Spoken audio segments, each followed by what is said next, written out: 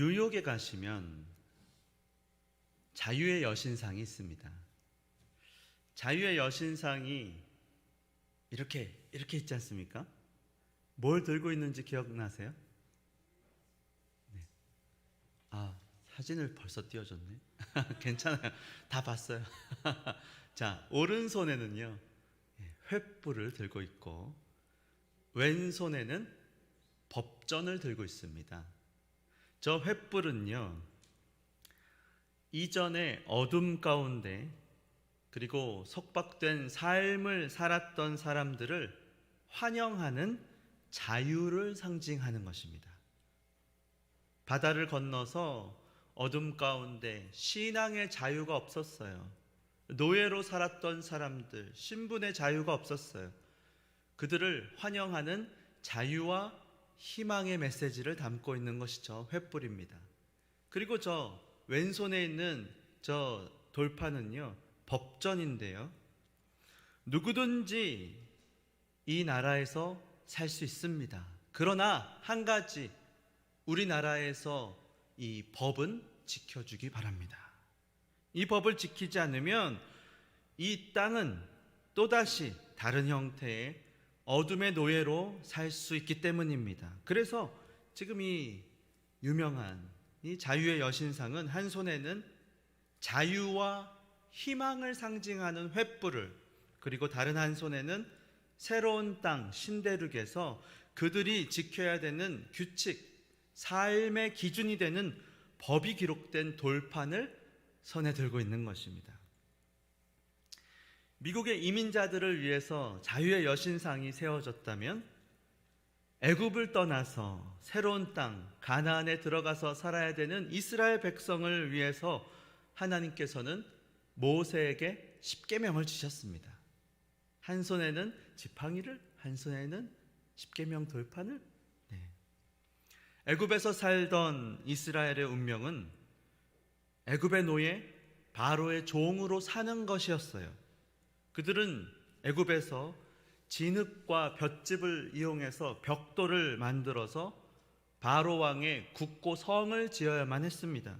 평생을 죽을 고생하며 어둠 가운데 살았고 그렇게 고생하다가 죽어갔습니다. 심지어는 바로가 이제는 남자아이가 태어나면 모두 나일강에 던져 죽이라는 거예요. 악법까지 제정했습니다.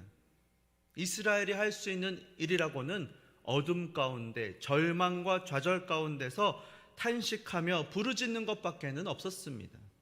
바로 그때 그 부르짖는 탄식의 소리를 들으시고 하나님께서, 전능하신 그 하나님께서 권능의 손을 높이 드셔서 그들을 건져내신 것입니다. 그래서 젖과 꿀이 흐르는 가나안 땅으로 인도해 내셨죠. 근데 다만 그들을 편안하게 살라고, 새로운 땅에서 풍족하게 살라고 그렇게 하신 것은 아닙니다. 하나님께는 계획이 있었어요. 놀라운 계획. 이스라엘은 전혀 몰랐던 계획이 있었습니다. 그것은 바로 그들을 하나님의 백성을 삼아주시겠다는 것이었어요. 그냥 애굽의 노예, 바로의 종에서 자유를 줄 뿐만 아니라 하나님의 백성, 더 나아가서는 저와 여러분 하나님의 자녀, 하나님의 가족이 되게 하시겠다는 것입니다. 할렐루야. 여러분 출애굽기 19장 5절 잘 아는 말씀이죠. 그 말씀 보시면 세계가 다 내게 속하였나니 너희가 내 말을 잘 듣고 내 언약을 지키면 너희는 모든 민족 중에서 내 소유가 되겠고. 자 보세요. 내 말을 잘 믿고 그럽니까? 믿으면? 아니에요. 뭐라 그러죠? 듣고 내 언약을 지키면. 행위입니다. 행위. 믿고 내 말을 믿으면 백성이 되리라. 아니에요. 믿고 지키면. 6절 말씀. 너희가 내게 대하여 제사장 나라가 되며 거룩한 백성이 되리라. 이게 하나님의 계획입니다. 하나님께서 출애굽한 이스라엘을 하나님의 백성 삼아주기로 결정하셨어요. 하나님 뜻입니다. 정하셨어요. 조건은 내 말을 듣고 잘 지켜라. 지켜라. 얼마나 큰 영광인지 모릅니다. 그리고 하나님의 백성이 될 뿐만 아니라 다른 온 세상의 다른 사람들을 하나님께로 인도하는 제사장 나라가 되게 해주시겠다. 축복의 통로로 하나님이 쓰시겠다고 말씀하신 것입니다. 여러분, 우리도 마찬가지입니다. 저와 여러분을 하나님께서는 사탄의 노예, 죄의 종으로 살아가던 우리를 건져내시고 하나님의 백성, 하나님의 자녀로 삼아주신 줄을 믿으시기 바랍니다. 우리 신분을 바꿔주신 거예요. 이제 자유인이 됐습니다. 전능하신 하나님의 권능과 은혜로 그렇게 된 것이에요. 그래서 우리가 하나님의 백성이 되고 그뿐 아니라 하나님의 자녀가 되어서 주님은 새롭게 우리가 살아가기를 원하셨던 거예요. 에베소서 4장 23절 보시면 오직 너희의 심령이 새롭게 되어 하나님을 따라 의와 진리의 거룩함으로 지으심을 받은 새 사람을 입으라. 그래서 우리가 새 사람으로 하나님의 자녀답게 살아갈 때에 그 기준을 삼으라고 주신 것이 있어요. 그게 바로 십계명입니다. 기준이 필요해요. 이스라엘 백성들이 가나안에서 살 때나 저와 여러분이 예수 믿고 이 세상에서 살 때나 어떻게 살아야 되지? 하나님께서 삶의 기준으로 주신 것이 십계명입니다. 얼마나 중요한지요. 돌판에 새겨주셨고 지워지지 말라고. 그것을 언약궤, 법궤 안에 넣어서 보존하라고도 하셨습니다. 간직하라는 거예요. 이렇게 중요합니다. 왜 중요한가 하면 역할을 하는데요. 세 가지 역할을 해요. 십계명이요. 첫째는 거울과 같은 역할을 합니다. 이 십계명이요. 아침에 일어나면요, 우리가 거울을 보잖아요. 그러면 이렇게 뭐가 묻었네, 머리가 삐쳤네, 그리고 몸을 단정하게 또 이렇게 아이고 내가 여기 뭐가 묻었구나, 우리 모습을 볼 수가 있습니다. 근데 이 십계명, 율법, 하나님의 말씀 다 같은 말입니다. 말씀 앞에 서서 거울을 우리가 보면 우리가 깨닫는 우리의 모습, 그건요 죄인이라는 것입니다. 이게 핵심이에요. 하나님의 말씀대로 하지를 내가 못하고 있구나. 하라고 한 것을 하지 못하고 하지 말라고 한 것을 하고 있구나. 로마서 3장 20절 보시면요, 그러므로 잘 보십시오. 율법의 행위로 그의 앞에 의롭다 하심을 얻을 육체가 없나니. 아무도 없습니다. 율법을 내가 지켜서 의롭겠다, 아무도 없다는 거예요. 율법으로는 뭘 깨닫습니까? 우리의 죄를 깨달음이라. 하나님 말씀을요, 한마디로 지킬 수가 없어요. 다 지킬 수가 없어요. 613가지 하나만 어겨도 죄가 있는 거예요. 다 지킬 수가 없어요. 심지어는요, 지키기는커녕 지키고 싶은 생각도 안 들어요. 자, 물어보겠습니다. 솔직하게 대답하세요. 유튜브 보고 싶으세요? 제 설교를 틀어서 듣고 싶으세요? 네? 아니, 저한테 대답하실 필요는 없고 상처받을지도 모르니까. 아니, 아침 드라마 보세요? 설교 틀어서 보고 싶으세요? 기적이야 이거는. 이야, 대단한 거예요. 그건요 그냥 일어나는 일이 아닙니다. 사람 마음이요, 하나님을 알고 싶지도 않고 찾지도 않는데 그게 정상이에요. 제가요 청년들한테요 1:1 제자 양육 이제 끝나갑니다. 마지막 이번 주에 끝나는데요, 7명 숙제가 좀 있었어요. 일주일에 한 번이라도 설교 말씀, 새벽 설교를 듣고 오자. 근데 그게 쉽지 않나 봐요. 그래서 제가 자꾸 물어보는데 물어는 보는데 대답 없는 메아리. 이제 묻지 않겠다. 내가 나중에 청년부 시간에 설교할게 그랬어요, 제가. 네. 사람이요, 그게 쉬운 게 아니에요. 은혜를 사모하고 그 말씀을 내가 따라서 살아간다?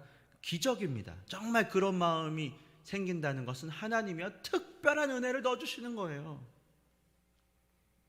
그래서 십계명 말씀은요, 우리에게 두 가지, 우리가 얼마나 하나님의 말씀 앞에 무능한가, 그리고 우리의 마음이 얼마나 완악한가, 그걸 말해주는 것입니다.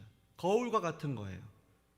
그리고 또 어떤 역할을 하는가 하면 세면대 같은 역할을 하는 거예요. 예를 들면 화장실 들어가서 거울을 봤습니다.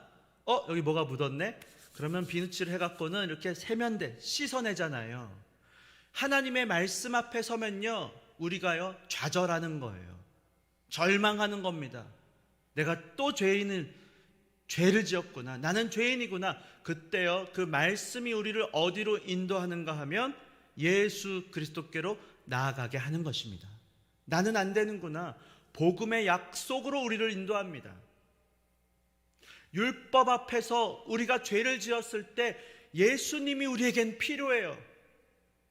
내가 이 죄를 어떻게 한담? 오호라 공고한 사람이여, 나로 망하게 되었도다. 내가 어떡하지? 그때에 율법이, 하나님의 말씀이 우리를 예수 그리스도에게로 달려가게 하는 것입니다. 그래서 우리는 말씀을 지킬 수 없지만 우리 대신 말씀을 지켜주신 유일한 분 예수님을 믿으면 그 예수님의 그 행위로 말미암아 우리의 모든 죄가 죄씻음 받는다. 그게 복음이에요, 복음. 그래서 여러분, 율법을요 들어보셨을 거예요. 몽학선생이라고 한다. 옛날에 개역 한글판 몽학선생, 초등교사, 회초리를 든 초등교사, 이렇게 말해요. 신학책에서도 회초리를 들고 일로 와, 이놈의 자식, 그렇게 하면 안 되는 거야. 교훈하고 훈계하고 바르게 하고 의롭게 되게 하시는 거예요. 여러분, 갈라디아서 3장 24절에 이같이, 잘 보십시오, 율법이 우리를 그리스도께로 인도하는 초등교사가 된다는 거예요. 하나님의 말씀이 우리가 죄인이구나, 그걸요 여러분, 출발점 인정해야 돼요. 세상에 죄인이라는 것을 인정하지 않는다는 것은 죄인이라는 것을 증명하는 겁니다. 그렇죠? 죄인은요, 죄인이라는 건 인정하지도 않아요. 그러니까 죄인이에요. 그러니까요, 초등교사가 되어서 우리로 하여금 믿음으로 말미암아 의롭다함을 얻게 하려 함이라. 믿어야 되는데 하나님이 어떤 믿음을 우리에게 주시는가? 예수 그리스도를 통해서 우리가 의롭게 된다. 우리의 행위로, 아까 뭐라 그랬죠? 하나님의 백성이 될 수 없어요. 내 말을 잘 믿고, 뭐라 그랬죠? 믿고가 아니고 듣고 그 언약을 지켜 행하면, 지켜요 못 지켜요? 못 지켜요. 613가지 하나님의 말씀을 다 못 지켰다고요. 죄인이구나. 그래서 그 율법 앞에 우리가 좌절하고 절망해서 율법은 우리를 회초리를 들고 너가 그렇게 죄를 지었어, 우리를 책망하는 거예요. 우리 마음의 양심이 내가 그렇게 살면 안 되는데, 그래서 우리를 그리스도께로 인도하는 것입니다. 근데 왜요? 예수님이 율법의 마침이 되셨거든요. 율법을 끝냈다는 게 아니고요, 완성하셨다는 거예요. 모두 다 예수님을 이루신 겁니다. 자, 로마서 10장 4절 보십시오. 같이 읽겠습니다. 시작. 그리스도는 모든 믿는 자에게 의를 이루기 위하여 율법의 마침이 되시니라. 모든 믿는 자에게. 예수님의 그 행위를 믿는 자는 의로워지는 것입니다. 왜요? 예수님이 모든 행위를 이루셨기 때문에 믿으면 예수님이 행위를 이루심으로 의로워지셨거든요. 그것을 우리에게 전달해 주시는 거예요. 의의 전가라 그럽니다. 우리의 모든 죄는 예수님이 십자가의 죽으심으로 다 없애주시고, 죄값을 치렀어요. 이제 외상값 다 지불했어요. 그리고 예수님이 모든 말씀을 이루심으로 의롭게 되셔서 그걸 우리에게 전달해 주시기로 하나님이 방법을 정하셨다는 거예요. 물을 수 없어요. 하나님 마음이에요. 그게 하나님의 방법, 그게 복음입니다. 하나님이 우리를 구원하기로 창세전에 정하셨고 우리의 구속주로 예수님을 보내시고 대속의 방식을 통하여서 하나님이 택하신 하나님의 백성을 하나님의 백성, 하나님의 자녀 삼아주시겠다 정하신 것입니다. 작정하셨어요. 율법을 다 지키면 의롭게 해주겠다. 다른 방법은 없거든요. 예수님이 다 이루셨다고요. 마치셨어요. 예수님 안에 생명이 있습니다. 예수님 안에 생명이 있어요. 다른 길은 없어요. 내 말을 잘 듣고 지키면 예수님이 지키신 거예요. 마태복음 19장 15절에 한 청년이 찾아와서 예수님에게 이렇게 물어요. 어떤 사람이 주께 와서 이르되 선생님이여 내가 무슨 선한 일을 하여야 영생을 얻으리까? 중요한 질문이죠. 다 영생을 우리는 얻어야 됩니다. 어떻게 해야지 얻으리까? 예수님이 대답하세요. 잘 들으세요. 17절 같이 읽겠습니다. 시작. 예수께서 이르시되 어찌하여 선한 일을 내게 묻느냐? 선한 이는 오직 한 분이시니라. 네가 생명에 들어가려면 계명들을 지키라. 뭐라 그래요? 믿으라 그래요? 계명을 지키라는 거예요. 지켜요, 못 지켜요? 지켜요, 못 지켜요? 우리가 못 지켜요. 그래서 누가 대신 지켜주셨다고요? 예수님이 지켜주신 거예요. 우리의 의를 이루기 위하여 율법의 마침이 되시니라. 예수님이 십자가에서 다 이루었다. 다 이루신 거예요. 예수님이 계명을 다 지키시고 생명에 들어간 줄 믿으시기 바랍니다. 그 생명이 예수님 안에 있어요. 우리가 할 일은 믿는 겁니다. 그걸 믿는 거예요. 예수님이 모든 것을 다 이루셨고 그분이 그래서 하나님의 그 생명을 얻으셨다. 그것을 믿으면, 믿기만 하면 예수님과 하나가 되어서 우리가 그 생명을 누리는 것입니다. 은혜죠.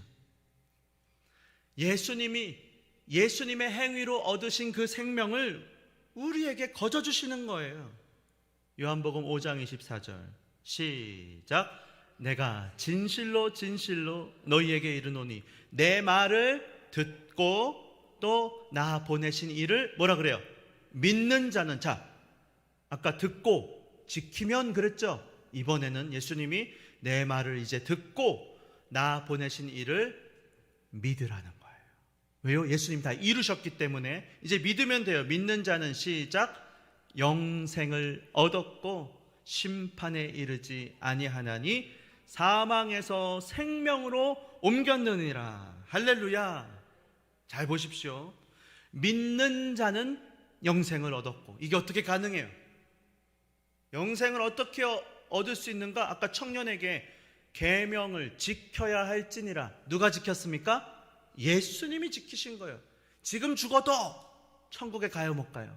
우리의 행위로 영생, 생명 얻는 것이 아니고 예수님의 행위로 얻는 것이기 때문에 예수님의 행위는 끝났어요. 마쳤어요. 2000년 전에 끝났어요. 그걸 믿으면 얻는 것입니다. 자, 그래서 로마서 5장 18절 이 말씀 구절 보시면 그런즉 한 범죄로 많은 사람이 정죄에 이른 것 같이 한 의로운 행위로 말미암아, 보세요. 아담이 한 사람이에요. 아담의 한 범죄로 모든 인류가 원죄를 얻은 거예요. 그런데 둘째 아담으로 오신 예수님의 의로운 행위로 말미암아 많은 사람이 의롭다 하심을 받았고, 자, 연결됩니다. 예수님의 행위가 의롭게 하는 것입니다. 행위로 천국 갑니다. 예수님의 행위가 언약의 조건이에요. 언약의 결과는 생명을 얻는 겁니다. 예수님의 행위가 우리를 의롭다 하고 그래서 생명에 이르게 하는데 우리는 믿으면 되는 거예요. 할렐루야. 우리는 믿는 것입니다. 이게 그래서 바로 은혜예요. 복음입니다. 그래서 이 십계명을 바라볼 때요,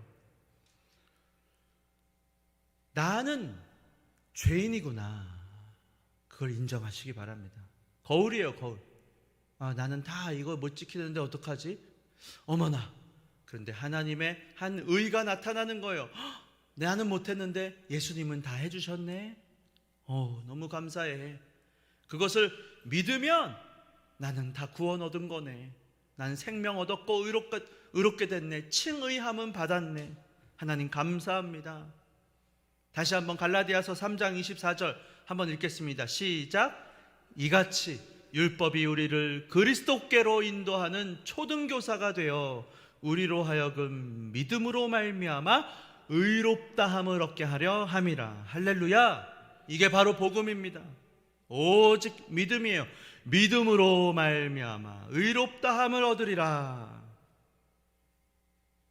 예수님이 우리를 대신해서 다 이루셨고 의롭게 되셨고 생명을 이루셨고 믿으면 우리도 생명을 얻습니다. 그래서 율법은요, 다시 말씀드립니다, 죄를 깨닫게 해요. 내가 죄인이구나 절망하는 겁니다. 절망하셔야 돼요. 반드시 절망해야 돼요. 전적으로 절망하십시오. 죽어야 돼요. 전적으로 무능하구나, 전적으로 부패, 전적으로 타락했구나. 그때 우리를 그리스도께로 인도하는 거예요. 성령 하나님이 말씀을 읽을 때, 그런데 주님이 전적으로 죽어주셨구나, 장사 지낸 바 주셨구나, 확실히 죽으셨구나, 그런데 부활하셨구나. 마리아의 모든 인성을 가지고 사람으로 태어나셨어요. 그러나 주님이 하나님의 신성을 가지고 살아나셨다고요. 신성과 인성이 하나의 위격 안에 교통하시는 그분, 유일한 분. 신성과 인성이 위격적으로 연합한 그분, 성자 예수 그리스도, 성자 하나님 안에 신성도 있고 인성도 있다고요. 그분이 오셔서 우리를 의롭게 하신 것입니다. 그분의 행위로 말미암아.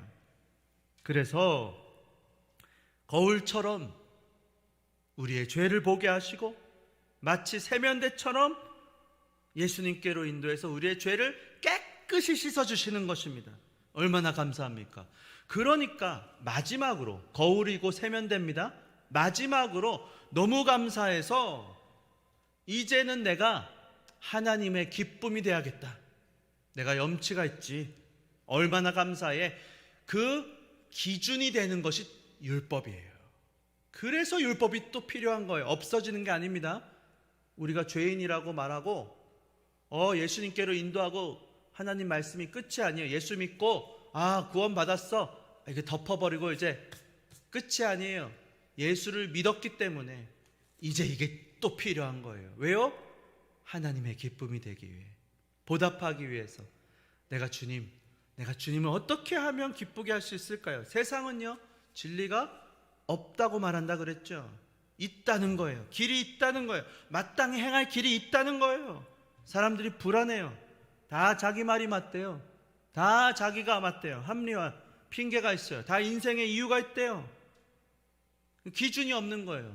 울타리가 있을 때 마음이 오히려 편안합니다. 혼나고 나면요, 오히려 애들이요, 좀 캄다운, 좀 진정이 돼요. 편안해 보여요. 오히려 애들이요 막 흥분해갖고요, 어떤 때는 너가 또 맞을 때가 되는구나. 그래, 딱 보고 있다가, 그래, 한번 걸려라, 이리 와, 그래, 진실의 방으로. 그래갖고는 마땅히 행할 길을, 채찍을 가지고는 가르쳐주는, 죽지 않는데요. 안 죽었어요 지금까지. 저도요 수도 없이 맞았습니다. 저도요, 저희 어머니가요 저를요 사랑하셔갖고는 수도 없이 징계하셨어요. 그래서 이 율법이 우리에게 기준이 돼서 예수를 믿고 회복된 하나님의 형상으로 살아가기 위해서 우리에게 주신 거예요. 어떻게 하면 하나님을 기쁘시게 할 수 있는가? 십계명의 말씀대로 사시기 바랍니다. 어떻게 하면 하나님과 더 가까이 살 수 있습니까? 십계명의 말씀대로 사시기 바랍니다. 어떻게 하면 우리가 그리스도를 닮아가고 주님께 영광을 돌릴 수 있습니까? 하나님의 말씀대로 사시기를 바랍니다. 근데 어떤 사람들은요, 하나님 말씀대로 살으라고 하니까요, 답답하대요. 그래서 교회 못 다니겠대요. 예수 믿으면 뭐 이것도 하지 말라, 이것도 해야 된다, 숨 막힌다는 거예요. 근데 오히려 그렇지 않습니까? 모르니까 하는 소리죠. 잘 들어보십시오. 십계명 말씀, 하나님의 말씀을 따라 살 때요, 가장 자유롭습니다. 가장 안전한 거예요. 가장 만족감이 넘치는 겁니다. 자유를 준다니까요. 그러니까 무슨 선택을 하든지요, 십계명의 기준만 딱 맞춰서 여기서 하지 말라는 거, 그거는 안 하면 되고요, 여기서 하라는 것만 하면 돼요. 나머진 자유예요. 그러니까 얼마나 자유를 주는지 모릅니다. 여러분 생각해 보십시오.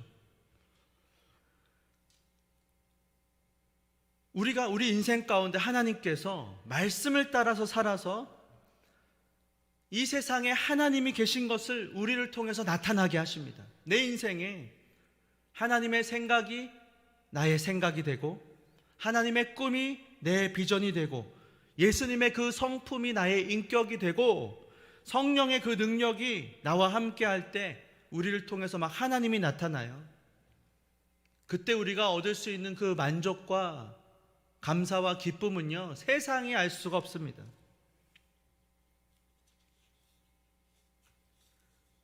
여러분, 그래서 우리가 오늘 이제 앞으로 기회 될 때 제가 이 십계명 말씀을 좀 나누려고 하는데요, 한 가지만, 첫 번째 계명, 여러분 우리가 오늘 읽었죠? 뭐라 그랬죠? 첫 번째 계명, 나 외에는 다른 신을 내게 있게 말지니라 그랬지 않습니까? 여러분 간단하게 제가 설명을 드릴게요. 예를 들면 이런 거예요. 빌딩을 지어요. 10층짜리, 십계명이니까 10층짜리 빌딩을 지으면요, 1층이 제일 중요합니다. 1층이 무너지면요, 다 무너지는 거예요. 건물에서요. 1층을 튼튼하게 짓지 않으면, 우리가 예수를 믿을 때 이 첫 번째 계명, 오직 여호와만 너에게 있게 하라, 최상의 그 주님을 우리의 인생에 가장 높은 곳, 가장 존귀한 곳, 가장 중요한 것에 모시지 않으면요, 다 무너지는 거예요. 나머지 다른 거, 안식일을 지키는 거, 그 왜 안식일을 지켜요? 여호와만 섬기기 위해서입니다. 부모를 공경하라. 왜 부모를 공경해요? 여호와만 내 인생의 주인으로 모시기 위해서입니다. 다 소용이 없는 거예요. 그래서 하나님께서 우리에게 말씀을 주시는데, 그 중에서도 첫 번째 계명은요, 다른 모든 계명과 다릅니다. 가장 가치롭고 이게 핵심 중에 핵심이에요. 제가 또 쉽게 설명드릴게요. 빌딩에 대해서 제가 설명드렸죠. 1층 같은 거예요. 결혼에 대해서 설명드릴게요. 우리가 예수를 믿는다는 거, 하나님을 믿고 산다는 건요, 결혼하는 것과 똑같아요. 관계를 맺는다 그랬죠. 우리의 신앙은요, 관계를 맺는 거예요. 한마디로 새신자가 와요. 우리 권사님들 잘 기억하십시오. 저 신앙생활 안 해봐서 모르겠어요. 어떻게 하는 거예요? 신앙생활은요, 하나님과 관계를 맺는 거예요. 걱정 마세요. 제가 다 도와드릴게요. 하나님 아버지, 성부 하나님과 우리는 자녀가 되는 거예요. 하나님은 내 아버지가 되시고 내가 자녀가 되는 거, 그거 예수 믿는 겁니다. 이렇게 설명하시면 돼요. 그리고 성자 하나님, 예수님과 관계를 맺는 건데, 그건요, 한마디로 하나 되는 거예요. 부부가 결혼하듯이, 또 포도나무 안에 가지가 있듯이 예수님이 내 머리가 되고 우리가 몸이 되듯이 하나 되는 거, 그거 예수 믿는 겁니다. 이렇게 말씀하십니다. 성령 하나님과 관계를 맺는데, 성령 하나님이 우리 안에서 다 도와주세요. 걱정하지 마세요. 혼자 하는 게 아니고 성령님이 도와주시니까 신앙생활 잘 하실 수 있을 거, 이렇게 이야기를 해주시기 바랍니다. 우리가 신앙생활을 할 때 하나님과 관계를 맺는데 부부 관계를 맺는 겁니다. 그래서요, 결혼을 하면요, 아내가 있죠. 그 아내는요, 이런 거예요. 그 남자의 인생에 다른 모든 여자들과는 비교할 수 없는 자리를 차지하는 것입니다. 남편이 있죠. 그 남편은 다른 모든 남자들과 비교할 때 비교할 수 없는 독보적인 자리를 차지하는 거예요. 독점적입니다. 배타적이에요. 다른 어떤 여자도 절대 아내의 자리를 침범하지 못해요. 남편의 자리를 침범하면 안 돼요. 근데 만약에 하루는 이렇게 말합니다. 여보, 하루는 당신이 내 차를 타고 하루는 내가 다른 여자를 태울게. 걱정 마. 내가 섭섭하게 안 할게. 내가 공평하게 해줄 거야. 이렇게 말해요. 그럼 아내가 고마워할까요? 수치심을 느끼겠죠. 부부관계에서 만약에 다른 어떤 여자를 내 아내와 똑같이 대한다, 이거 아내를 버렸다는 뜻입니다. 다른 남자를 내 남편과 똑같이 대한다, 남편을 버렸다는 뜻이에요. 여러분, 부부관계에서요, 고대 언약식이 있습니다. 언약식을 맺을 때 어떻게 하는가? 계약의 당사자가 양쪽에서 서로를 바라보며 걸어가는데요, 그 언약을 맺을 때 피로 언약을 맺어요. 머리에서부터 꼬리에 이르기까지를 완전히 반으로 쪼개서 모든 피와 힘줄과 내장이 다 쏟아지게 만들고 한가운데 피 비린내 나는 그곳에서 만나서 언약을 맺습니다. 왜요? 이 언약을 깰 경우는 이렇게 죽는다는 거예요. 그러니 목숨을 걸고 언약을 지키라. 이게 결혼입니다. 부부관계예요. 결혼식 할 때 잘 보세요. 하객이 있죠? 양쪽에 하객이 있어요. 가운데를 걸어가는 겁니다. 그게 언약이에요. 그냥 나온 게 아니고요, 증인이에요. 하객들이. 그리고 신랑과 신부가 그 가운데를 걸어가는 거예요. 그래서 신랑과 신부 사이에는요, 아무것도 있으면 안 됩니다. 그 사이에 어느 누구라도 있으면요, 안 되는 관계가 부부관계예요. 이게 하나님의 관계라고요. 하나님과 우리의 관계입니다. 감이 오세요? 우리가 하나님과 어떤 관계를 맺고 살아야 되는가? 여러분, 만약에 아내가요, 여보, 내가 당신이랑 앞으로 결혼했으니까 같이 잘게요. 이제부터 거의 다 같이 잘게요. 근데 1년에 한 번은 딴 남자랑 좀 자고 올게요. 됩니까? 안 됩니까? 안 되죠. 남편이 아내한테, 여보, 내가 당신이랑 거의 다 같이 잘 건데 1년에 한 번은 딴 여자랑 자고 올게. 돼요? 안 돼요? 안 되는 거예요. 이게 우상숭배입니다. 감이 오세요? 하나님을 믿는다고 하고 살아가요.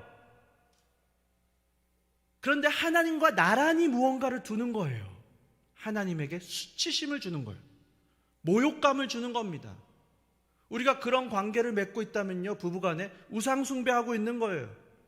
하나님과 나 사이에 만약 다른 어떤 것이 들어온다면 그것이 무엇이라고 할지라도 안 됩니다.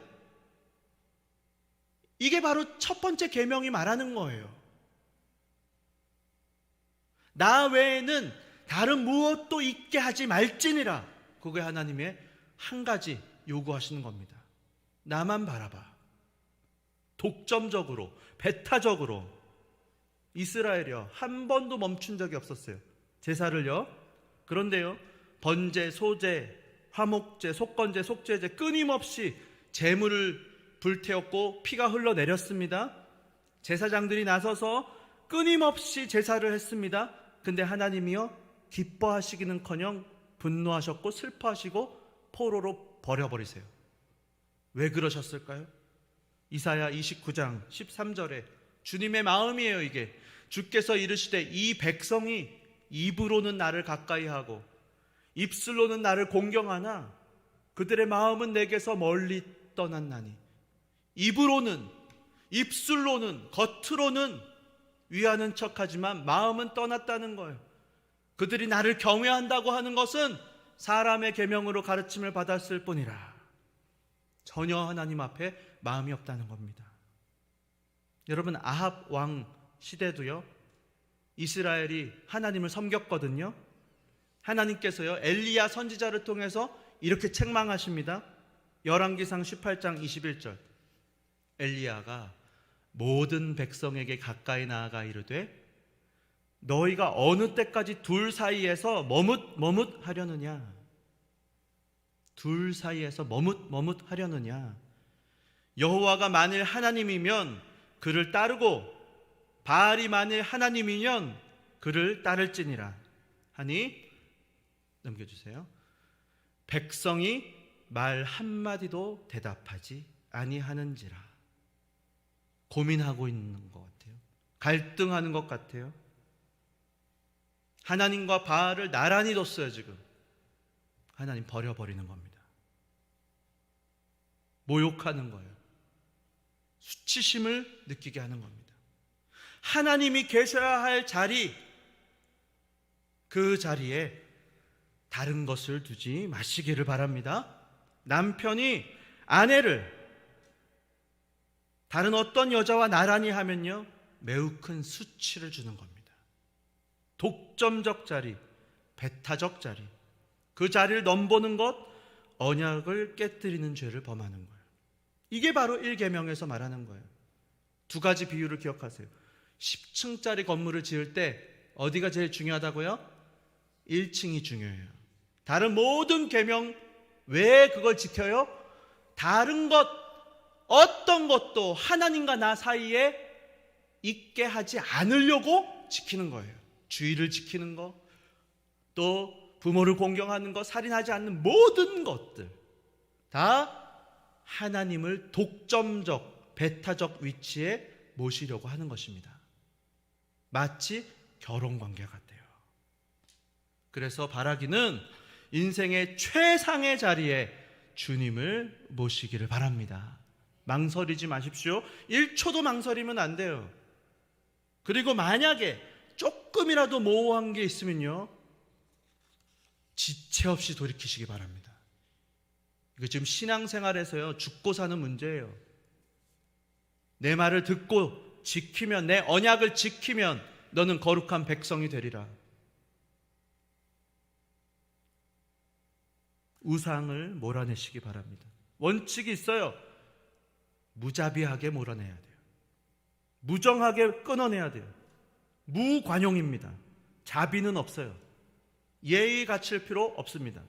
무식하게 폭력적으로 강압적으로 쫓아내면 되는 거예요.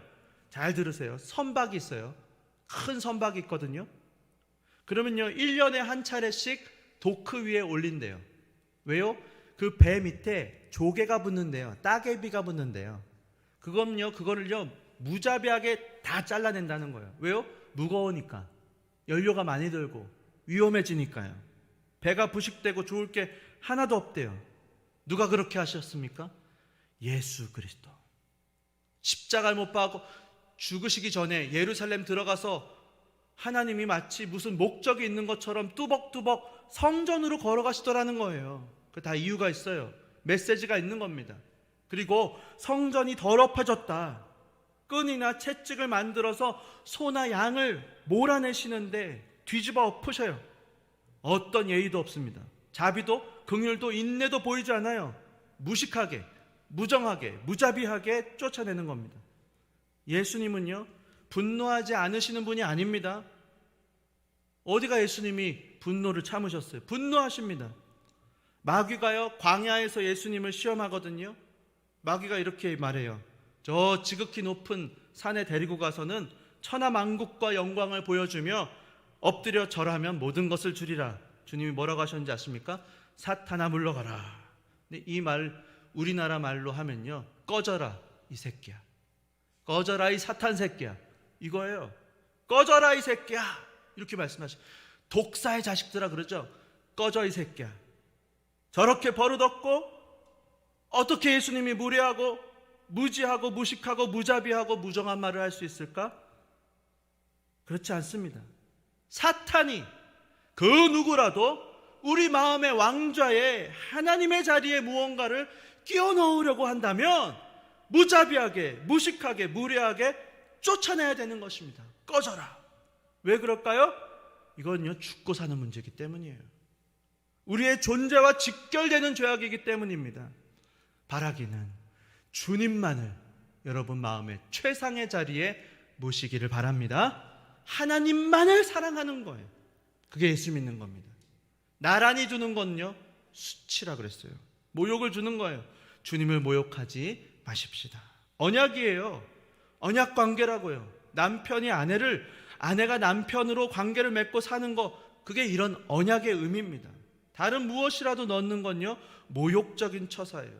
수치를 주는 거예요. 여러분, 예레미야서를 보면요, 하나님이 예레미야 선지자를 통해서 끊임없이 말씀하시는데 부부관계 비유를 계속 드시거든요.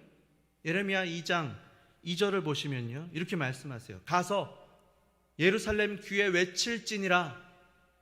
여호와께서 이와 같이 말씀하시기를, 내가 너를 위하여 너의 청년 때의 인애와 네가 얼마나 나를 사랑했는지, 그리고 너의 신혼 때의 사랑을 기억한다.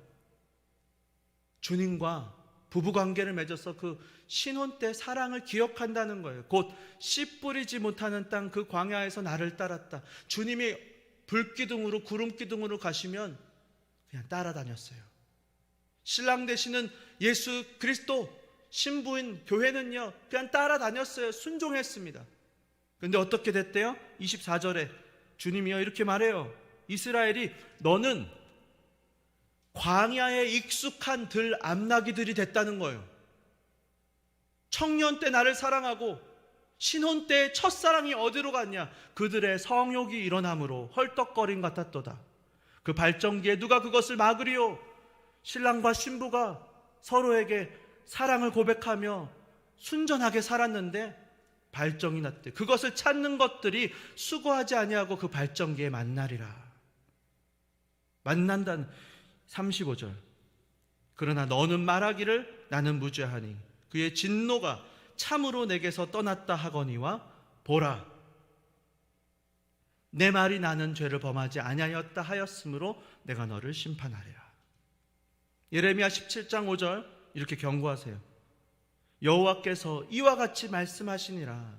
무릇 사람을 믿으며 육신으로 그의 힘을 삼고 마음이 여호와에게서 떠난 그 사람은 저주를 받을 것이라. 그는 사막의 떨기나무 같아서 좋은 일이 오는 것을 보지 못하고 광야 간조한 곳 건건한 땅 사람이 살지 않는 땅에 살리라. 그러나 무릇 여호와를 의지하며 여호와를 의뢰하는 그 사람은 복을 받을 것이라. 할렐루야. 8절. 그는 물가에 심어진 나무가 그 뿌리를 강변에 뻗치고 더위가 올지라도 두려워하지 아니하며 그 잎이 청청하며 가무는 해에도 걱정이 없고 결실이 그치지 아니함 같으리라. 주 안에 사랑하는 성도 여러분, 바라기는 주님의 이 음성을 들으시기 바랍니다. 오직 여호와만 내게 있게 할지라. 그것이 어떤 의미인지를 말씀을 붙잡으시고 주님 앞에 거룩한 관계를 맺어가시기를 바랍니다. 언약이에요. 내 말을 듣고 언약을 지키면 거룩하리라. 거룩한 백성 되리라. 우리가 지킵니까? 못 지킵니까? 못 지켜요. 누가 지켜주시죠?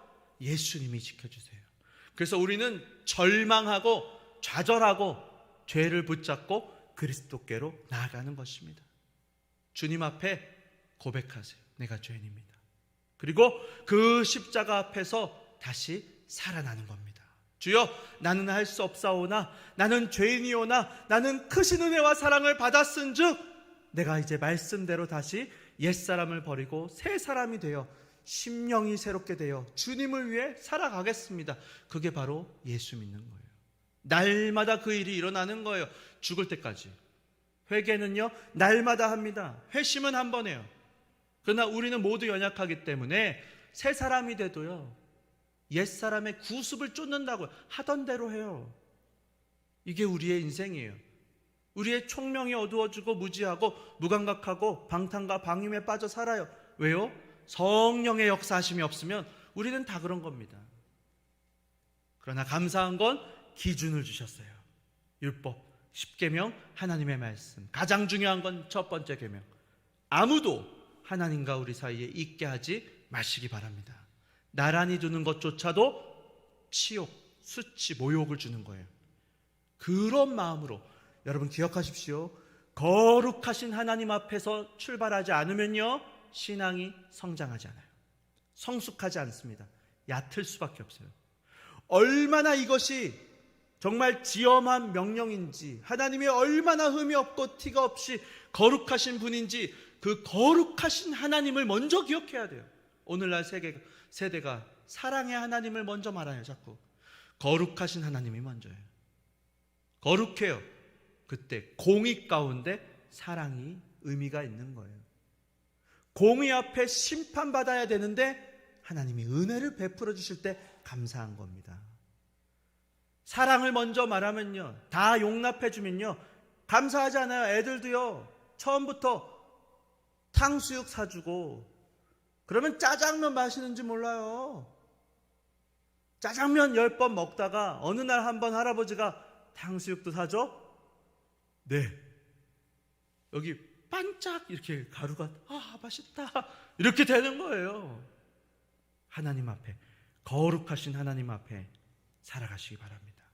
그분이 저와 여러분을 위해 죽어주셨고 그분의 사랑에 보답하는 마음으로 신앙생활 하는 것입니다. 그래서 최상의 자리에 최상의 주님을 모셔드리고 최선을 다해서 살아가는 저와 여러분 되시기를 주 예수님의 이름으로 축원합니다.